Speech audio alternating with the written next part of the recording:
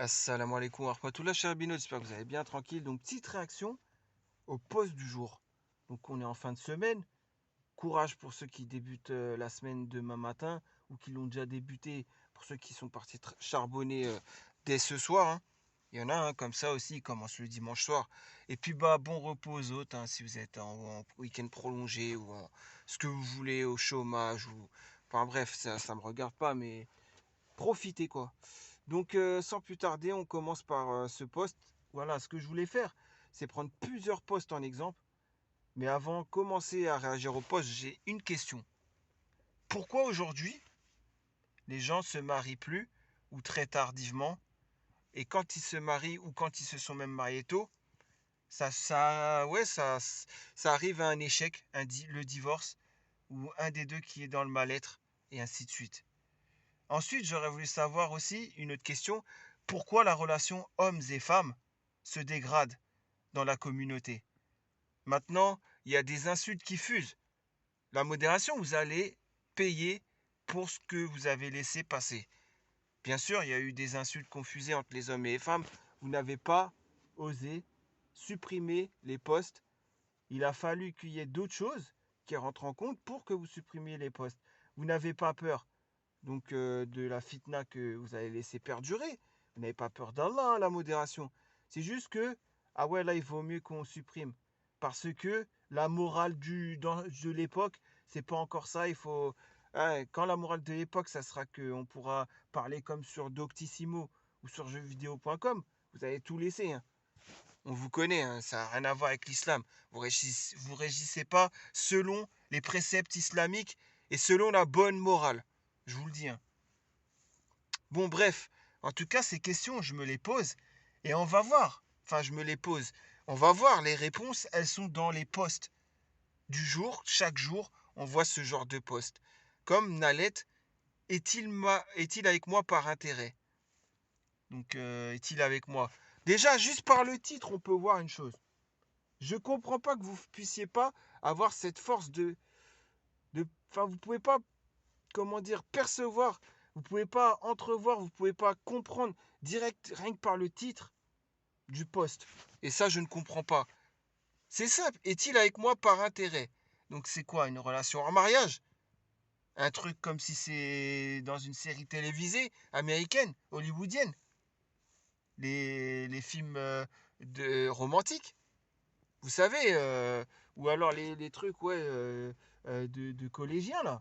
Ouais, je sors avec lui, je sors avec elle. Enfin, vous voyez ce que je veux dire? Là, on parle pas de mariage, là, on parle d'être avec quelqu'un par intérêt. Le plus grave, c'est pas que lui soit par intérêt avec toi, la posteuse.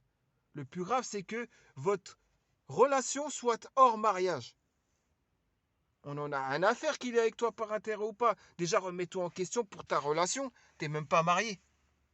Déjà, si vous lui dites juste ça, peut-être qu'elle va comprendre et que ce genre de posts vont disparaître.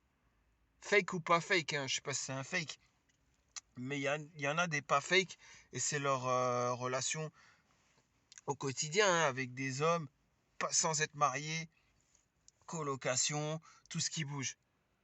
Maintenant, il y a encore autre chose. J'aurais aimé savoir où est son tuteur légal de l'islam.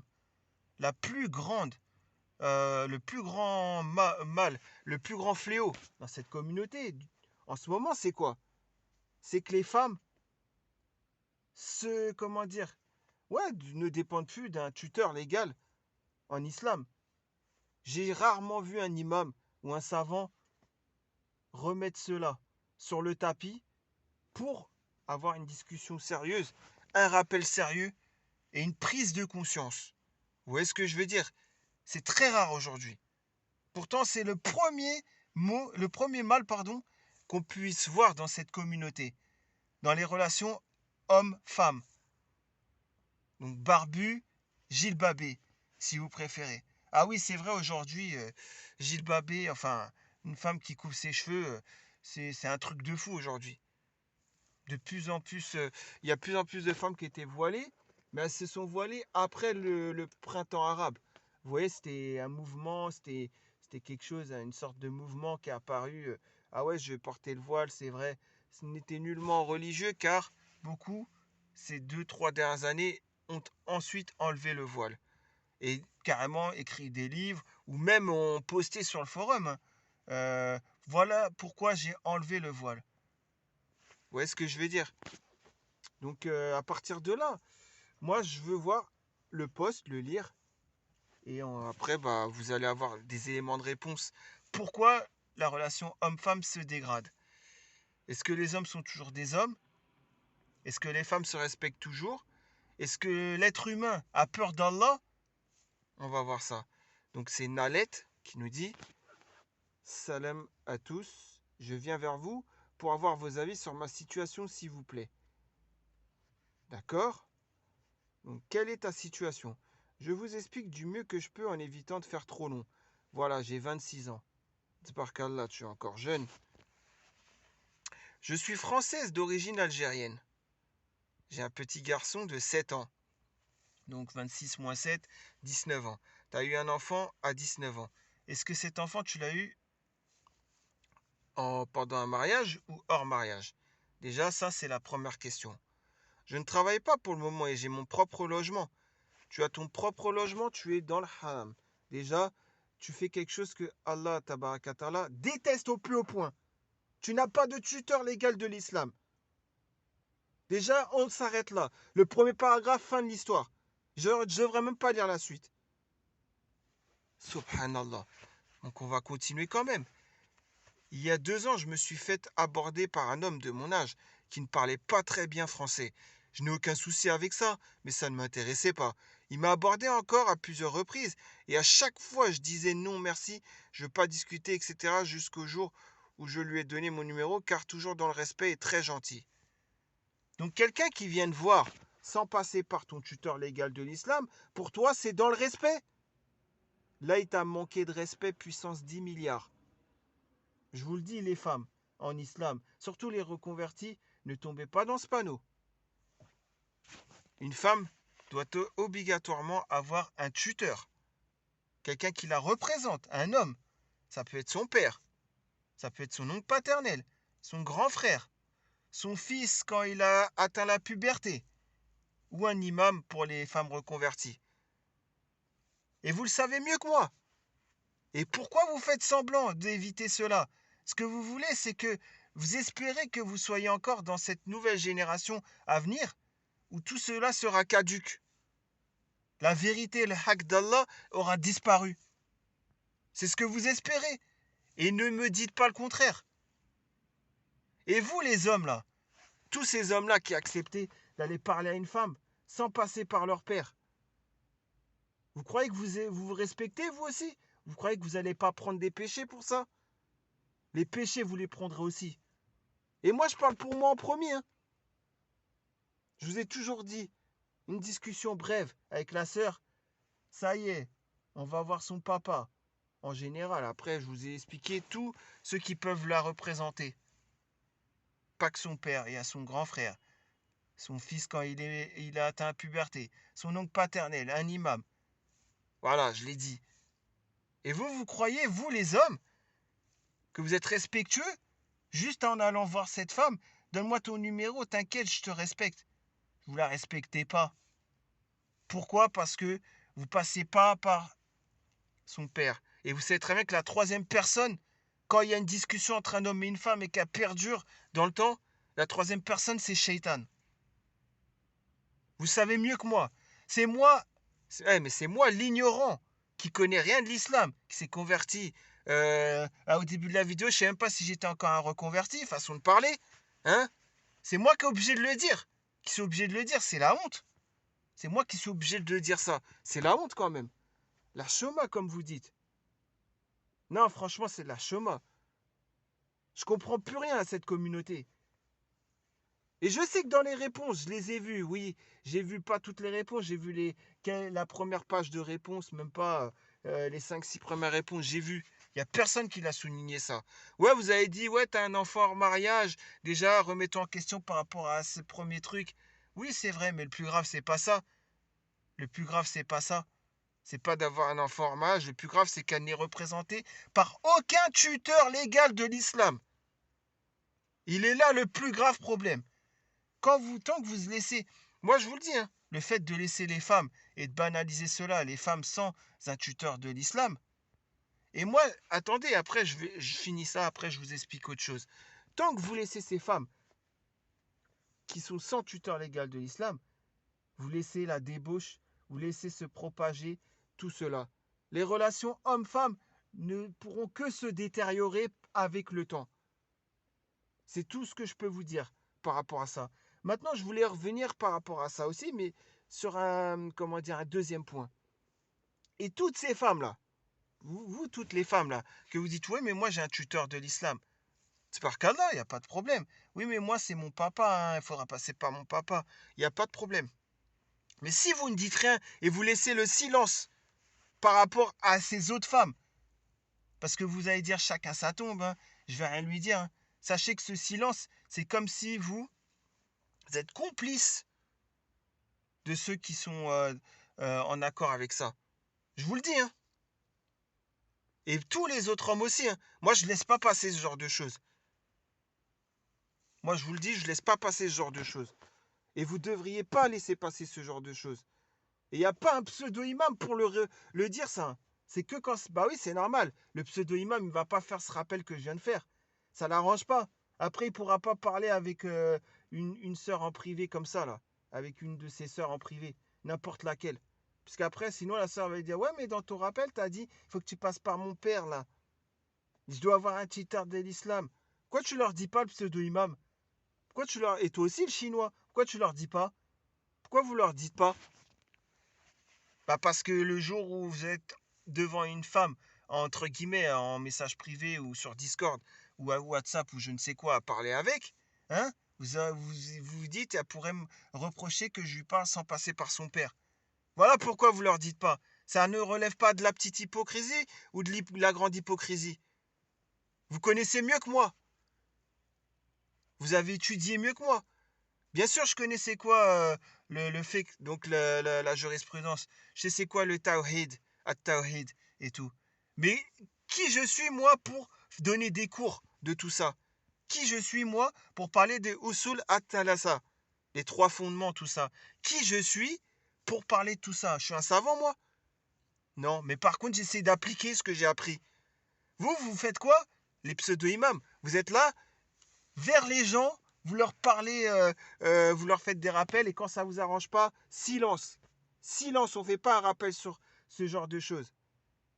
Je vais voir, hein, mais je sais qu'il n'y a pas un pseudo-imam pour dire il est où ton tuteur de l'islam? Ça réglerait tout. Tu n'aurais plus jamais de problème dans ta vie, ma soeur, si tu as un tuteur de l'islam. Un, ouais, ben, comment dire, un maham, c'est ça qu'on dit, excusez-moi, ma prononciation en arabe, elle est pas très très bonne. Mais je sais très bien, je comprends très bien. Donc, le Mahalam, c'est ça. Eh ben, dites-moi, il est où dans l'histoire avec elle? Vous voyez ce que je veux dire? Ça réglerait tout. Et vous cherchez des petits détails à chaque fois. Ce détail de ci, ce détail de ça. La fitna, les réseaux sociaux. Bah, le forum, c'est un réseau social, hein. Tout ça, ça vous a eu. La télé. Ils disent bien la télé-réalité. Bah, la réalité des choses, c'est que c'est vous la télé-réalité. C'est vous, en fait. Vous êtes cette réalité qui est en train de faire effondrer cette communauté musulmane, la Oumma. Moi, je sais pas, moi. Vous vous rappelez très bien de ce qu'a dit le prophète alayhi salatu wassalam. Ummati? Non, vous connaissez mieux que moi ce hadith. Je comprends pas, moi. Je comprends pas. J'aurais pu lire tout le reste. Mais en gros, j'en ai un peu rien à faire. Puisque le début, déjà, j'ai la réponse à tout. En lisant juste le titre, j'avais déjà la réponse à tout. Je vous l'ai prouvé par A plus B. Un paragraphe, vous complétez la réponse. À quoi ça sert de lire le reste? Donc en gros, toi, ma sœur, il est où ton tuteur de l'islam? On parle pas de ta relation en mariage où tu as eu un enfant à 19 ans. On parle pas de ta relation en mariage avec lui. On parle de il est où ton tuteur de l'islam? Et dis pas que lui te respecte. Et plus bas, j'avais lu que tu le trouves beau. C'est pour ça que tu veux, comment dire, que tu veux de lui. Elle est où la prière? Ils sont où les critères islamiques? Ça aussi, c'est autre chose. Mais ça, c'est rien encore. Le premier point, c'est il est où ton tuteur de l'islam? Mais sinon, ils sont où tes critères de l'islam aussi? Après ça, tu le trouves beau? Ça, c'est pour ça que je t'accroche à lui. Qu'il ait même pas les papiers, t'en as rien à faire. Juste parce que tu le trouves beau. Il aurait les dents noires parce toute sa vie, il a pris le schéma. Pour ceux du B, vous savez très bien c'est quoi le schéma où il a fumé marquise.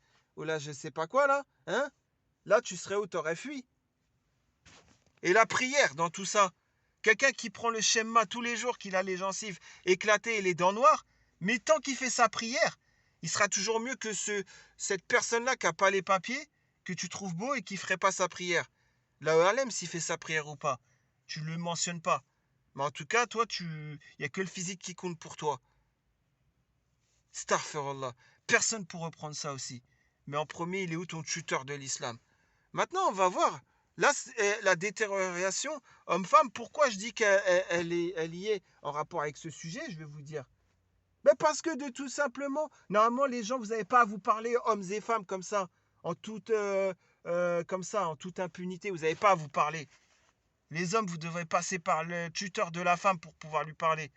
Peut-être que si la femme et l'homme n'ont pas l'habitude de se, entre guillemets, parler, ils ne se chamailleraient pas autant. Et il n'y aurait pas autant de haine qui commencera à s'imprégner en nous, en vous, hommes, femmes, en moi, en tout ce que... je parle aussi pour moi. Hein. Voilà pourquoi. Voilà pourquoi ce sujet, il a un rapport avec la détérioration homme-femme dans la communauté. Et vous êtes heureux en plus après de prendre en exemple le féminisme et les exemples non musulmans pour vous conforter dans ce que vous dites. Vous ne vous remettez même pas en question. Par exemple, une femme qui va avoir la haine et qui va dire ah ouais, les hommes, tous les mêmes, nanana, comme le fake là que j'ai pas envie de réagir à ces posts là, Cinda 1988 et d'autres, parmi d'autres. Vous vous remettez même pas en question. Mais pourquoi déjà j'ai parlé avec autant d'hommes hors mariage dans ma vie? Vous vous remettez même pas en question. Et les hommes qui disent les femmes toutes les mêmes, hein. Avant de dire ça, pourquoi vous vous remettez pas en question? Mais pourquoi je pense ça à des femmes? La religion ne me permet pas normalement de parler avec autant de personnes du sexe opposé dans ma vie. Donc cette haine qui naît du sexe opposé, envers le sexe opposé qu'on peut avoir, c'est notre faute, c'est notre péché. On a banalisé les discussions hommes-femmes. Astaghfirullah. Wallah el Ardim, c'est n'importe quoi. Je vais vous raconter une simple histoire. C'est l'histoire de Sabit. Vous connaissez Sabit? Bah, l'histoire, elle est simple. Sabit, c'était quelqu'un qui aimait voler. C'était un délinquant. Il était dans la délinquance. Il aimait les vols.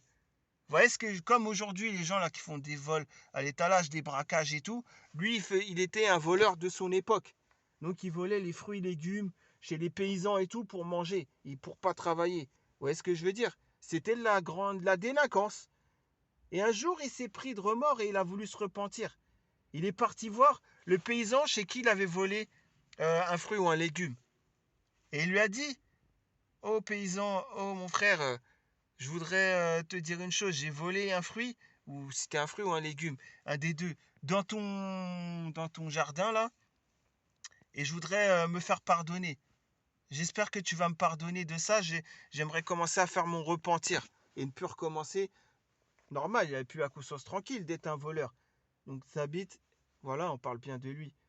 Le paysan, il lui a dit quoi? Je te pardonne, d'accord, mais à une condition. C'est que tu te maries avec ma fille. Et Thabit, il dit quoi? Dans sa tête, il se dit, attends, je viens de voler chez lui, là, dans son jardin normal. Mais, pour me faire pardonner, il me propose sa fille. Mais c'est tout bénef. Vas-y, ok, je comprends rien, elle est où l'entourloupe, il se dit dans sa tête. Mais après, il se dit, vas-y, pas de problème. Et le paysan lui dit, mais attends, par contre, avant que tu dises oui ou non, sache que ma fille, elle est sourde, aveugle et muette. D'accord? Et auquel cas, là, Thabit, il commence à hésiter, il fait, ah ouais, d'accord, sa fille, elle a tous les handicaps à la fois, là, les trois, là. Ouais, si elle était juste sourde, bon, ça va, langage des signes. Si elle était juste aveugle, bon, ça va. Je sais pas, j'aurais trouvé un moyen pour, je sais pas moi, voilà. Mais non, elle a les trois handicaps. Et après, il se dit, ouais, mais si je le fais pas, il va pas me pardonner. Et moi, pour le Jannah, c'est râpé, ça pourrait être le Jahannam et tout. Je sais pas, je sais pas. Et après, il lui a quand même dit oui. Donc, ils se sont donné rendez-vous quelques jours après. Sabit, il est revenu à la maison pour que le paysan lui présente sa fille. D'accord? Donc, Sabit est arrivé dans cette maison. Il s'installe et tout. Et le paysan, là, le papa, il dit, attends, je ramène ma fille. Et il ramène sa fille qui vient d'elle-même, elle marche. Euh, Ensuite, elle lui dit salam alaikum. Déjà, il voit qu'elle n'est pas muette. Lui, il répond alaikum salam. Il voit qu'elle se dirige vers lui. Il voit qu'elle n'est pas aveugle. Et bah, elle parle avec lui normal. Et il voit qu'elle n'est pas sourde. Parce qu'ils ont une discussion normale. Et vient un moment où Thabit, il pose la question à la fille. Je comprends pas, ton papa, il m'a dit que tu étais sourde, aveugle et muette. Et la fille du paysan lui répond donc, mon père ne t'avait pas menti. Je suis sourde, pourquoi? Parce que je n'ai jamais entendu la voix d'un homme. Je suis aveugle, pourquoi? Parce que j'ai jamais vu d'homme. Et je suis muette, pourquoi? Parce que je n'ai jamais parlé avec un homme avant toi. Subhanallah. Les deux se sont mariés et ils ont ensuite eu un enfant qui était Abu Hanifa. Donc c'était l'histoire des parents de Abu Hanifa. D'accord? La morale de l'histoire, c'est quoi? C'est que la femme s'est préservée. L'autre morale de l'histoire, qui n'a rien à voir, mais bon, je le dis quand même, c'est qu'il y a eu le repentir sincère de la part de l'homme, qui était un délinquant, un voleur. Il était dans la délinquance, comme aujourd'hui les gens qui volent des postes ou qui font des vols à l'étalage ou des braquages ou ce que vous voulez. C'était un braqueur de son époque, quoi. Et il s'est repenti. Voilà, vous voyez ce que je veux dire? Donc aujourd'hui, cette histoire, cette morale par rapport à la femme qui s'est préservée, vous voulez même plus d'une femme qui s'est préservée. Vous voulez quoi? Une femme, bah, elle a d'expérience. Comme ça, mais vous voulez même pas vous marier, ça se trouve. Vous allez lui parler, c'est même pas pour le mariage. Au pire, si elle n'a pas d'expérience, vous allez lui apprendre hors mariage comment avoir de l'expérience avec les hommes. Et vous êtes fiers de vous, les hommes? Parce que là, vous allez dire, je crache sur les femmes. Non, non, non. Là, c'est sur les hommes cette fois-ci. Vous êtes fiers de vous? Vous êtes fiers? Non, mais vous êtes fiers ou quoi? Je comprends rien, moi, à tout ça. Franchement, je vous comprends plus dans cette communauté. Je vous ai raconté une histoire, j'espère, des parents de Abu Hanifa, et j'espère que cette morale de l'histoire, vous allez pouvoir l'imprégner, et vous l'imprégner, afin que ça soit rentré dans votre tête, dans votre petite tête et dans ma tête à moi aussi, hein, et qu'on puisse tout simplement évoluer. Donc, Betty Bella, je voulais faire ce post, regardez, nouveau conseil, salam. Alors, vous avez bien rigolé? Moi, Michto la blague. Mon poste est adressé à celles qui ont été dérangés par ma fierté marocaine. Si ça vous agave, je comprends pas pourquoi vous êtes sur un forum marocain. Moi, je viens d'une famille typiquement marocaine. Ouais, d'accord, d'accord. Non, mais en fait, je comprends pas. Bon, peut-être j'ai raté un épisode par rapport à ça, mais c'est pas ça que je veux voir. Vous passez vos journées à dénigrer les maghrébines de France. C'est un complexe que vous avez. Mais si les hommes, tiens, pour une fois, je vais te donner raison, si les hommes dénigrent une partie des femmes, c'est qu'ils y ont goûté. Donc, ils ont fait un péché. Donc, oui, ils ne sont pas préservés, ces hommes-là. Donc, pourquoi tu dis pas ça, tout simplement?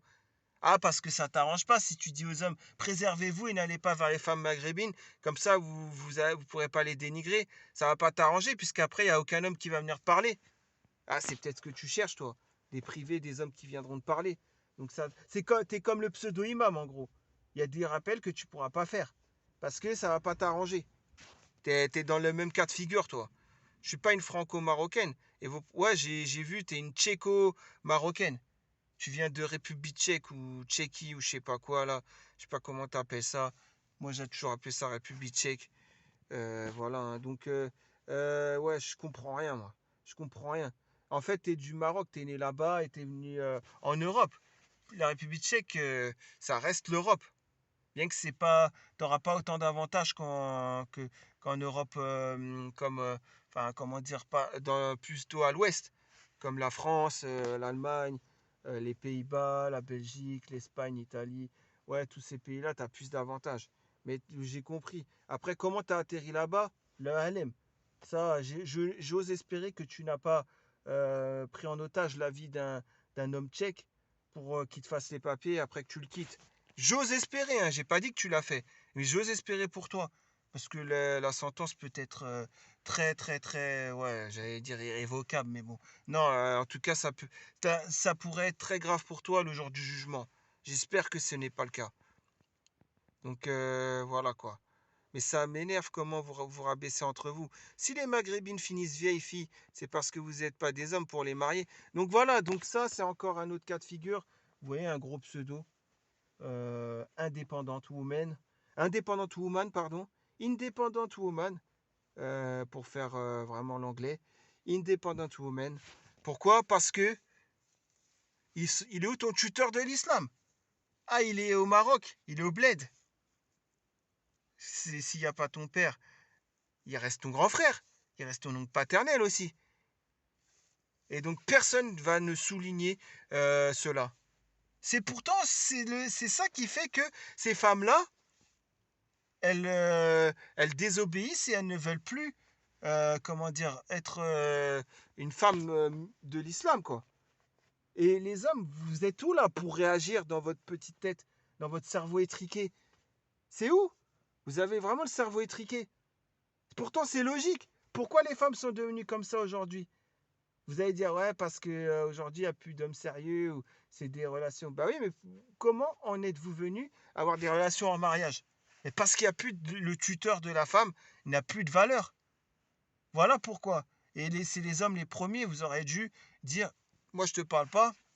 Si vous dites demain, si vous commencez à dire à toutes les femmes de la communauté, du monde entier, ouais, je peux pas te parler, il est où ton tuteur? Vous inquiétez pas que les femmes vont changer de mentalité et elles vont se trouver un tuteur, hein. Toutes, elles auront un tuteur. Même celle qui collectionnait les hommes, elle va se trouver un tuteur pour pouvoir parler avec un homme. Vous voyez ce que je veux dire? Donc voilà pourquoi. Voilà le vrai. Moi, après, moi, je dis ça, je fais un rappel. Comme ça, j'ose espérer que ça va changer pour vous, hein, et que pour moi aussi, ça va changer. Que vous preniez conscience, qu'il y a une prise de conscience et que chacun commence à faire les causes pour que la communauté revienne vers le haq d'Allah, parce que là, on s'en éloigne de plus en plus. C'est pas faute, hein. Moi je vous le dis, hein, imam savant, moi j'attends que ça, hein, qu'il fasse des rappels de ce genre, hein. C'est ça les vrais rappels pour Jumura, c'est pas ces genres de vrais rappels qu'il faut faire. Pourquoi les hommes et les femmes vous vous isolez? Les femmes, vous avez l'obligation d'avoir un tuteur dans l'islam. Les hommes, vous avez l'obligation de vous retenir et de ne pas aller vers la fornication. Et si vous voulez parler à une femme, vous avez l'obligation de trouver son tuteur. Voilà, le Jumura, s'il y a un discours comme ça, mais vous croyez que les gens ils vont pas commencer à changer dans la tête? Mais c'est des discours d'endormi qu'on a à Jumura. Fumer tu. Voilà ce qu'on a. L'autre fois, une khutba, c'était fumer tu. Dans la tête, je me dis, mais qu'est-ce qu'il nous raconte là, l'imam? On sait que fumer tu, c'est écrit sur les paquets de cigarettes. Vous voyez ce que je veux dire? Subhanallah. Des discours d'endormi, on n'en veut plus, nous. Enfin, moi, en tout cas, je dis en tant que musulman sincère, normalement, on ne devrait plus vouloir ces discours d'endormi, mais les discours comme là, je suis en train de dire. Les vrais discours. Enfin bref, c'était pas pour taper forcément sur Betty, mais c'était pas le but. Elle le mérite peut-être pas sur ce poste, mais ouais, c'était plus pour dire il est où ton tuteur de l'islam? Et puis il y a des hypocrites qui viendront dans ton privé te parler, sans parler de tuteur de l'islam au bout de quelques échanges. Dès qu'il est sûr que tu es une femme, que tu es musulmane, que tu fais ta prière, à partir de ce moment-là, quand il a les renseignements nécessaires, il est où ton tuteur? Ouais, ça, je pense pas qu'elle a reçu ce genre de questions. On va faire un dernier post. Voilà. Dois-je partir? Par Nour. Donc, ouais. Dois-je partir, hein? Salam à tous. Salam alaikum wa alaikum salam. Je vais vous raconter mon histoire honnêtement sans rien modifier, dans l'espérance d'avoir des retours réfléchis et constructifs qui pourront m'aider. Je suis une jeune fille. J'ai bientôt 23 ans et je suis étudiante à l'université. Mon problème est que je vis depuis quelques années chez ma tante. Et mes parents vivent au pays. Normalement, hein, je n'ai plus besoin d'aller plus loin. Normalement, le vrai musulman n'a pas besoin d'aller plus loin. Il a lu ça et il sait déjà quoi répondre. Où est ton tuteur de l'islam? Toi, ma sœur, qu'est-ce que tu vis chez ta tante? Même si c'est Khalti, même si c'est Khalti ou la MT, c'est pareil. Il n'y a pas de MT mieux que Khalti ou je ne sais quoi. C'est une femme, non. Il est où l'homme qui te représente, islamiquement parlant? Il est où? Il doit être avec toi au quotidien, il est où? Je le vois pas. Ah, je le cherche. Je le vois pas, il est où? Faut aller le chercher où? Faut aller chercher à l'autre bout du monde ou quoi? Dans l'espace? Faut rejoindre Thomas Pesquet pour le retrouver, ton tuteur de l'islam. C'est Thomas Pesquet, celui qui est dans l'espace là? Non, mais je comprends plus rien, moi. Non, très honnêtement, il faudra que tu m'expliques, toi là. Et il y aura personne, je sais, j'ai vu les réponses. Ça sert à rien, j'ai vu les réponses. Personne n'était là pour dire où est ton tuteur de l'islam. Moi, je vous le dis, les hommes, hein, tous les barbus là, si vous voulez que les femmes commencent à redevenir des vraies femmes, à vous d'être des vrais hommes. N'allez pas parler à des femmes hors mariage comme ça et les collectionner. Qui peut prétendre n'avoir parlé qu'à, oh, allez, on va dire une, voire deux seulement femmes dans toute sa vie? Qui peut prétendre cela pour faire connaissance dans le but d'un mariage? Qui peut prétendre cela? Mais moi, est-ce que je peux prétendre à cela? Non. Donc il faudrait que je me réforme et que je sois un homme. Tout simplement. Normalement, on doit parler qu'à une seule femme. Et après, on doit demander son tuteur. Voilà. Les femmes, si vous leur faites comme ça, elles vont se remettre en question et elles vont, là, même si ça sera un effet de mode, mais ça sera mieux que rien, elles vont vouloir se trouver un tuteur de l'islam. Voilà. Même si ça sera juste par effet de mode. Mais au moins, elles vont se respecter. Mais non, à la place, vous, les hommes, vous dites les femmes, nanana, je sais pas quoi, vous leur crachez dessus. Bah oui, mais vous faites quoi? Vous leur parlez au quotidien. Demain, tu parles avec Samia. Après-demain, tu parles avec Khadija. Après, tu vas parler avec Tesnim. Après, tu vas parler avec Huda. Après, tu vas parler avec qui? Hein? Ah non, moi, c'est pas Huda, moi, c'est Nour El Huda. Ah, c'est pas pareil. C'est une autre sœur. Et t'es fier? Et t'es fier de collectionner? Quand je dis collectionner, après, tu vas dire, c'est juste parler, c'est rien. C'est juste parler, c'est rien. Mais c'est déjà trop. C'est déjà trop. C'est banaliser les échanges hommes et femmes. Chose qu'en islam, ça doit être interdit. Donc déjà, j'ai même pas envie de lire plus loin dans son poste. Déjà, parce qu'elle aussi, ses parents vivent au pays. Son père, qu'est-ce qu'il fait, son père? Son père, il connaît très bien le hadith, vu qu'il est au bled. Il connaît le hadith. Il l'a appris. Le hadith, c'est quoi? Qu'est-ce qu'un dayous? Celui qui commet le dayous, c'est-à-dire l'homme qui commet le dayous, c'est-à-dire l'homme qui a des femmes dans sa famille proche et qui accepte qu'elles font la saleté, comme partir et qu'elle n'a pas le tuteur, qu'il soit pas son tuteur et autres, hein, qu'elle soit sans tuteur et tout, ça fait partie de Ad-Dayus. Et ben cet homme-là ne sentira pas l'odeur du paradis. C'est un hadith, c'est pas moi qui le dis, hein. Donc à partir de là, ton père, il fait quoi? Ton père, à l'heure actuelle, d'après le prophète sallallahu alayhi wa sallam, dans un hadith authentique, ton père est là en ce moment, il est dans une situation où il ne sentira pas l'odeur du paradis. La halem, ma sœur. Mais c'est pas moi, c'est dans un hadith. Maintenant, vas-y, pose-toi les bonnes questions. Mais tu vas pas le faire. Et en plus, ouais, sans parler de l'espace Schengen, le petit confort, les droits pour la débauche et tout, ça, c'est un autre sujet encore. Mais bref, moi, je comprends pas ça. C'est pas qu'une prise de conscience. J'espère simplement une évolution dans cette communauté. C'est ce que j'espère. Et là, pour le moment, je vois rien arriver. Pour le moment, je vois plutôt arriver des jours très sombres. Bien sûr, avec des grands hypocrites qui vont jamais se remettre en question et qui vont faire les religieux. Sans compter ceux qui ils vont cracher et sortir de l'islam parce qu'ils en ont marre de l'islam. Sans compter ces gens-là qu'on n'arrive même pas à contrôler et à faire revenir dans notre communauté. Subhanallah. Alors déjà, comme je le dis, soyons des hommes et soyons des femmes. Respectons-nous. Et la communauté ira beaucoup mieux. Tout simplement. Et donc tout ceci, cette réflexion, je me la suis faite à cause d'un poste. Enfin, grâce à un poste. Il est là, j'espère qu'il est encore actif qui n'a pas été supprimé. Alors, pour finir, ouais, je voulais, grâce à un post.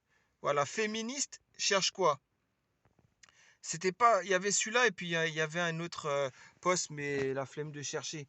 Mais en gros, c'était par rapport à, il y avait deux personnes qui ont fait un post de réflexion féministe. Mais qu'est-ce qu'elles cherchent? C'est néo-féministe, etc., etc. Bah moi, j'ai donné la réponse. Elles ne seraient pas féministes, tout simplement si nous, les hommes, on était des vrais hommes et qu'on n'allait pas vers les femmes. Comme si, je sais pas moi, on va tous les jours dans une boulangerie différente. Vous voyez ce que je veux dire? Acheter le hops. Ah, vas-y, atini, tlata baguettat.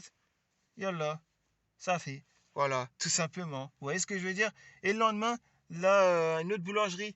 Khemsa baguettat. Et encore, et ainsi de suite. Vous voyez ce que je veux dire? Ça, je comprends pas. Et bah, pour les femmes, on fait pareil. Chaque jour, une femme différente à parler avec. On va dire, ouais, mais c'est juste parler, c'est rien. Mais juste le fait de parler déjà, faut se remettre en question. Bien que ce soit pas la grande fornication, ça reste la fornication mineure. Et ça banalise les échanges hommes et femmes. Ce qui fait naître du dégoût chez ces femmes-là qui ensuite ont envie de s'émanciper et choisissent des fois des chemins différents comme le féminisme. Les meilleures d'entre elles vont choisir le fait de ne jamais vouloir se marier, et ainsi de suite. Vous savez très bien ce que je veux dire. Vous savez très bien mon discours, vous le connaissez. Mais seulement, il y a ceux qui font semblant de ne pas comprendre, et il y a ceux qui vont me dire j'en ai rien à faire de ce discours. Donc, auquel cas, ils n'en ont rien à faire de la religion. C'est tout. Bref, en tout cas, qu'Allah nous guide, qu'Allah me guide, qu'Allah me préserve de tout cette fitna-là. Et j'espère vraiment que à l'avenir, on pourra, ouais, on pourra, pourquoi pas, voilà, hein, avoir une communauté avec une meilleure morale et des gens qui vont se préserver, Inch'Allah. Et qu'Allah m'éloigne des hypocrites surtout. Moi, demandez pour moi, s'il vous plaît, qu'Allah m'éloigne des hypocrites. Et je vous dis la même chose, qu'Allah vous éloigne des hypocrites. Je parle des croyants sincères, hein. Voilà. Bah, en tout cas, bon début de semaine à vous.